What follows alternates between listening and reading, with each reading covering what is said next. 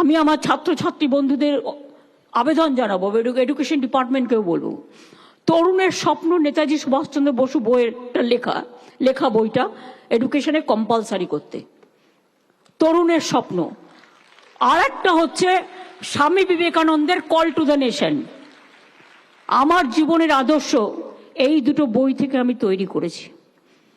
এবং রবীন্দ্রনাথ আছে, নজরুল আছে, গান্ধীজি আছে, মৌলানা আছে, আম্বেদকর আছে, বিরসা মুন্ডা আছে, কত, পঞ্চানন বর্মা আছে, সবাই, কত ঠাকুরের নাম বলবো, যারা যারা সমাজ সংস্কার করে গেছে। আমি একটা বই লিখেছি, 2 বছর আগে বইটা বেরিয়েছে। আমি বার্তকে বলছিলাম যে ছাত্রছাত্রীদের জানা দরকার। জানেন তো, স্বাধীনতা সংগ্রামে অনেকের নাম আমরা জানি, অনেকের নাম আমরা জানি না, কিন্তু স্বাধীনতা সংগ্রামে মেয়েদের একটা বড় ভূমিকা ছিল। সেই জন্য আমি মহীয়সী মহিলা, 50 জন মহিলাকে নিয়ে একটা বই লিখেছি, যেটা হচ্ছে মহীয়সী মহিলা। আপনারা খুললেই বইটায় পেয়ে যাবেন ডিটেলস। স্যালুট টু উইমেন এর ইংরেজিটা ভার্সানও আছে। বাংলার যদি পাখি কত আছে, নদ নদী কত আছে, বনে ফরেস্টে কত গাছ আছে, কোন জেলায় কি আছে, সব যদি জানতে চান একবার চোখ বুলান কবিতা বিতান বইটা। তার কারণ আপনি সব পাবেন। আমি বাংলায় ছোটবেলা থেকে ঘুরে ঘুরে বেড়াই, এ রাস্তা থেকে ও রাস্তা, ও রাস্তা থেকে ও রাস্তা, জেলা থেকে জেলা, গ্রাম থেকে গ্রাম। তাই যত কিছু আমার চোখে পড়েছে সবটাই আমি কখনো কবিতার ভাষায়, কখনো গদ্যের ভাষায়, কখনো নানা রকম ভাষায়। আমার মনে আছে একটা বই আমি করেছিলাম, আলোকবর্তিকা। বইটার মধ্যে আমি কিছু ছোট ছোট কথা দিয়েছিলাম। যখনই ছাত্রছাত্রীরা কোনো বিপদে পড়বে বা কোনো সমস্যায় পড়বেন, যে কোনো মানুষ, ছাত্র যৌবন, বইটা পড়লে বুঝতে পারবেন কোন সময় কোনটা ভাবলে মনটা ঠিক হয়ে যায়, মনটা পরিষ্কার হয়ে যায়, আরো উন্নততর মানুষ হওয়া যায়। স্বামী বিবেকানন্দ বলেছিলেন, উন্নততর মানুষ তৈরি করো। শিক্ষা মানে শুধু বই পড়া নয়। শান্তিনিকেতন রবীন্দ্রনাথ ঠাকুর কেন তৈরি করেছিলেন? প্রকৃতির মুক্ত অঙ্গনে মুক্ত বাতাস সেবন করবার জন্য। আশ্রমিক স্কুল তৈরি করেছিলেন, যাকে কেন্দ্র করে আজও শান্তিনিকেতনের পৌষ মেলা হয়, বিখ্যাত পৌষ মেলা। আমাদের অনেক ইতিহাস আছে মনীষীদের। রবীন্দ্রনাথ ঠাকুরের অনেক গান আছে, জানেন তো? বেলেঘাটায় গান্ধীজি যখন অনশন করছেন, দেশের স্বাধীনতা আসছে, ফ্রিডম অ্যাট মিডনাইট হচ্ছে দিল্লিতে, গান্ধীজি তখন কিন্তু দিল্লিতে ছিলেন না। তিনি জীবনের বেশিরভাগ অংশ তিনি কিন্তু কলকাতায় কাটিয়েছেন, বাংলায় কাটিয়েছেন। তিনি সেদিন বেলেঘাটায় গান্ধী ভবনে বসেছিলেন। গান্ধী ভবনটা আমরা ভালো করে উন্নয়ন করে দিয়েছি। তিনি অনশন করছেন। তার আগের ঘটনা আমি বলছি, আগেও অনেকবার অনশন করেছেন। একটা অনশনে গান্ধীজি অনশন করছেন, রবীন্দ্রনাথ ঠাকুর তার হাতে একটা ফলের গ্লাস তুলে দিলেন। গান্ধীজি বললেন, তুমি একটা গান গাও। রবীন্দ্রনাথ ঠাকুর গাইলেন, জীবনও যখনও শুকায় যায়, করুণা ধারায় এসো। এইভাবে নানা রকম স্তরে, কখনো আনন্দের গান, কখনো উৎসবের গান, কখনো শোকের গান, কখনো বিরহের গান, কখনো আগমনীর গান, কখনো আবহানের গান, সব কিছুই আছে। সব কিছু আপনারা পেয়ে যাবেন ওখান থেকে।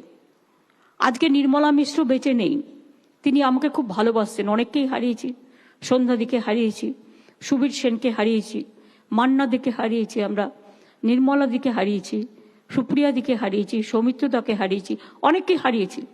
কিন্তু কিছু কিছু ঘটনা মনে থাকে। ঘটনাটা কি? নির্মলাদি বসে আছেন, মণি সান্যাল তখন ডেপুটি মেয়র ছিলেন বামফ্রন্টের, কলকাতা কর্পোরেশনে। একটা শোকসভা হচ্ছে চেতলা পার্কে। নির্মলাদিকে একটা গান গাইতে বলা হলো, শোকের গান। নির্মলাদি পেছন থেকে আমায় খোঁজাচ্ছে, বল না রে কোন গানটা গাইবো। অনেক সময় হয় না, হট করে কেউ গান গাইতে বললে কোনটা সিলেকশন করব তার প্রবলেম হয়ে যায়। আমি বললাম, তুমি কোনটা গাইবে বলো। বল, তুই আমাকে বলতে শুরু কর। আমি বললাম, তুমি ভরা থাকটা গাও। ভরা থাক স্মৃতি সুধায় বিদায়ের পাত্রখানি। বললো, ওটা আমি জানি না। তারা আমি বললাম তুমি গাও, দাঁড়িয়ে আছো তুমি আমার গানের ওপরে। তারপরে আমাকে বলল, তারপর আমি বললাম আছে দুঃখ আছে মৃত্যু, এটাও গাইতে পারো, এরকম নানা রকম গান আছে, গাইতে পারো। তো নির্মলাদি বলছে শোন, দাঁড়িয়ে আছো তুমি আমার গানের উপরে, আমি এই গানটা গাইবো, কিন্তু তুই পেছন থেকে আমাকে কথা সাপ্লাই করবি। আমি বললাম ঠিক আছে, তোমাকে আমি পুরো কথা সাপ্লাই করব, তুমি এই গানটা গাও। পেছন থেকে আমি কথা সাপ্লাই করছি আর নির্মলা দিয়ে একটা করে সুর ধরছেন।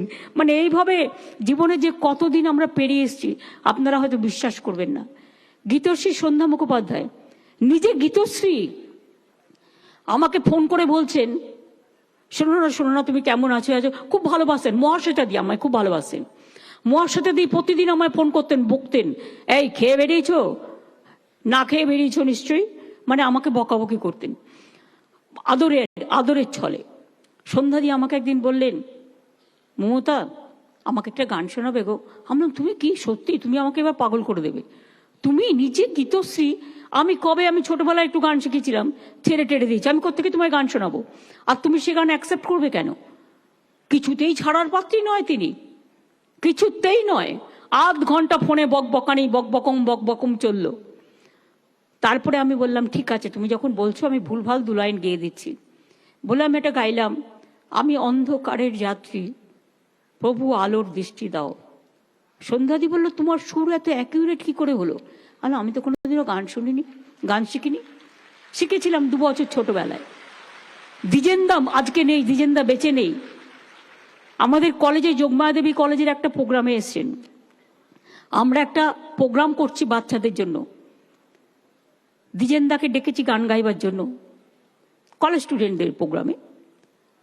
দ্বিজেন্দা বলল মমতা আমি গাইবার আগে তুমি একটা গান গাইবে, এটা আমার অর্ডার। আমি কোথায় গান গাইবো? তখন আমি ওই গানটা গেয়েছিলাম, জীবনও যখনও শুকায় যায় করুণা ধারায় এসো। দ্বিজেন্দা বলছেন পরে তুমি সুরটা কোথায় ধরলে আর কোথায় ছাড়লে, আমি তো ভাবলাম কমপ্লিটও করতে পারবো না। এরকম নানা স্মৃতি বিজড়িত জিনিস, নানা স্মৃতি নানা জায়গায় জড়িয়ে আছে, যা জীবনের অনেকখানি পথ আমি পেরিয়ে এসেছি। সুতরাং আমাকে নতুন করে কাউকে শেখাতে হবে না কথা কি করে বলতে হয়, ভাষার কি করে প্রয়োগ করতে হয়। মনে রাখবেন ভাষা বলাটাও একটা আর্ট, কথা বলাটাও একটা আর্ট, রান্না করাটা যেমন একটা আর্ট, ক্রিয়েটিভিটি যেমন একটা আর্ট, মনে রাখবেন কথা বলাটাও একটা আর্ট। ভালো কথা বলতে গেলে মন ভালো থাকে, আর খারাপ কথা বলতে গেলে নিজের মানসিকতাটাই পাগল হয়ে যায়। তার কারণ হচ্ছে কথার মধ্যেই সুকথা থাকে, কথার মধ্যেই সভ্যতা থাকে, কথাই সুললিত হয়, কথাই পল্লবিত হয়, কথাই সঞ্জীবিত হয়, কথাই সুরভিত হয়, কথাই সুশোভিত হয়, কথাই বিকশিত হয়। কথার মধ্যে ভাষার মধ্যে ভাষাহীনতায় যেন আমরা না ভুগি, ভাষায় যেন নতুন করে আমাদের উন্নততর ভাষায় পৌঁছে দিতে পারে। আর সব ভাষা বলবো, সবাইকে জানবো, সবাইকে ভালোবাসবো।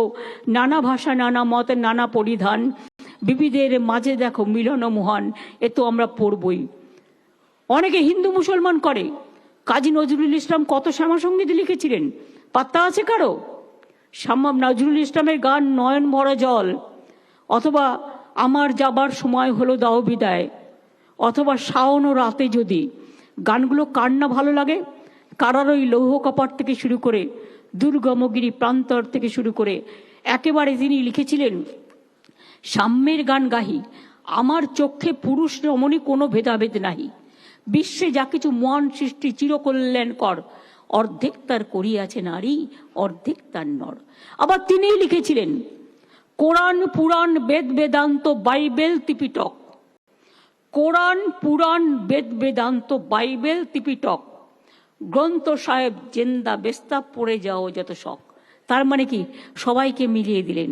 সেই রবীন্দ্রনাথ ঠাকুরের ভাষায় সবারই করি আহ্বান, এসো উৎসুক চিত্ত, এসো আনন্দিত প্রাণ, সুন্দরেরই পাদপীঠ তলে, যেখানে কল্যাণ দীপ জ্বলে, সেখানে হোক স্থান। রবীন্দ্রনাথ ঠাকুরের আলোকের এই ঝর্ণা ধারায় ধুইয়ে দাও, অথবা ক্লান্তি আমার ক্ষমা করো প্রভু। যতদিন আমরা বাঁচব মানুষের মতো মানুষ হয়ে বাঁচব।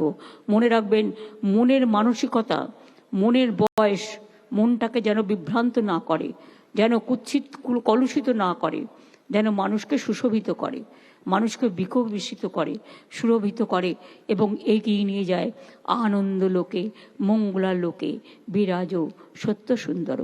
আমার শিক্ষকদের সকলকে প্রণাম জানিয়ে, আমার ছাত্রছাত্রীদের অনেক অনেক অভিনন্দন জানিয়ে, অনেক অনেক ধন্যবাদ জানিয়ে এই কয়েকটা কথা বলে গেলাম।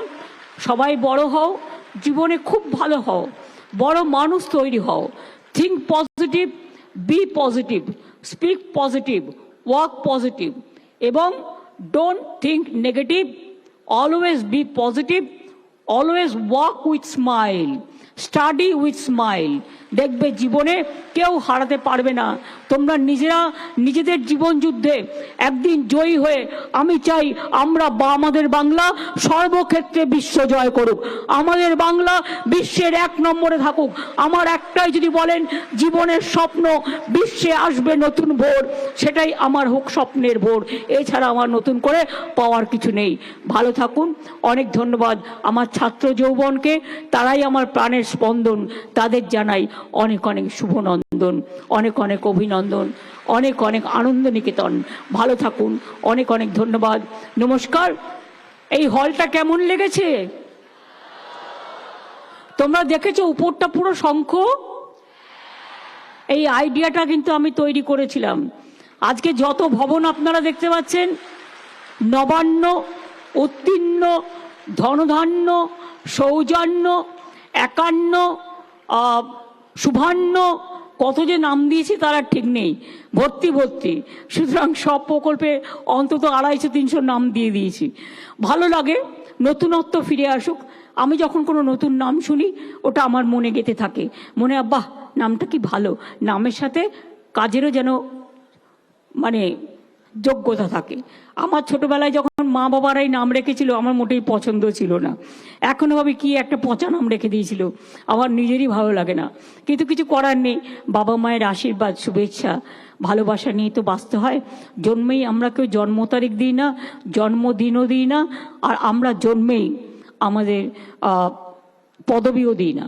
পদবিটা না থাকলে হয়তো ভালো হতো, এ নিয়ে আমার একটা কবিতাও আছে।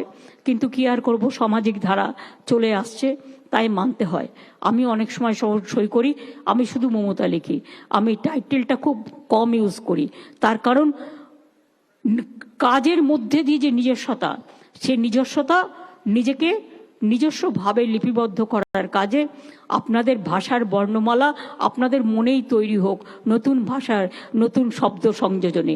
ভালো থাকুন, সুস্থ থাকুন, শুভ নববর্ষের অনেক অনেক শুভ নন্দন। My all the best wishes to all my students and young generation. My humble regards to all the principals, the college teachers, school teachers, and the students for their good success and for their future success also. Thank you so much. Thanks a lot.